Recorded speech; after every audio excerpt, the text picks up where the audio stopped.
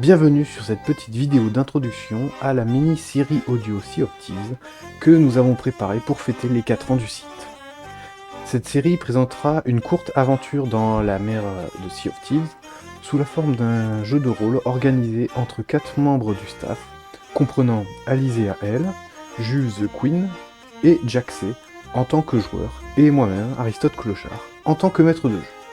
Afin que vous puissiez bien suivre l'histoire, je vais vous faire un rapide résumé des règles du jeu de rôle basé sur les règles officielles. Le jeu se base sur le système de problèmes où le maître de jeu va énoncer un problème en donnant une cible,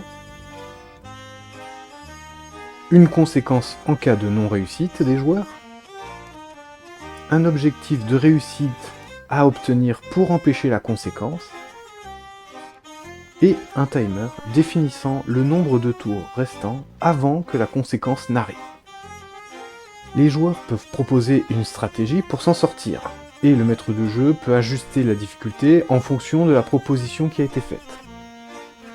Ensuite, les joueurs lancent des dés à 6 faces particuliers représentant un coffre, des pièces, des os, ou encore une encre ou un crâne. Lorsqu'un pirate tente une action, il lance les dés et observe alors les résultats de chaque dé.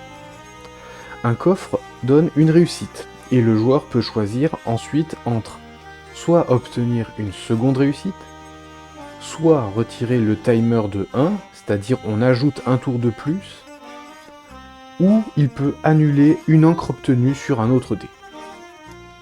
La face représentant des pièces octroie une victoire seulement. Les os n'ont aucun effet, et l'encre ou le crâne oblige le joueur à devoir choisir entre soit recevoir une blessure, il devra donc retirer temporairement un dé, et si le joueur n'a plus de dés, son personnage est alors mort, soit demander au maître de jeu de rajouter un autre problème, soit utiliser un jeton de provision qui est en lien avec le problème. Les jetons de provision sont des bonus qui servent à annuler des problèmes ou des encres obtenues, seulement si la situation le permet. Il y en a 4 en tout, une banane, une planche en bois, des munitions pour armes à feu et des boulets de canon. Les pirates peuvent avoir sur eux 2 armes, comme dans le jeu. Ils peuvent utiliser toutes les armes, mais selon la distance, ces armes peuvent leur apporter des bonus.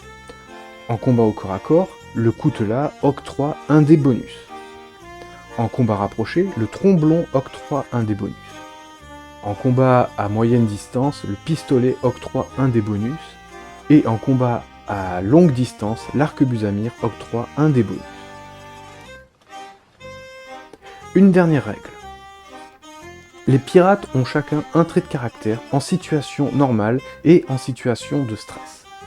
Ils peuvent, dans une situation de stress, passer en caractère stress, et dans une situation de calme, passer en caractère calme. À chaque changement de caractère, le joueur gagne un des bonus sur son action, sachant que son caractère influe sur ses choix et son jeu.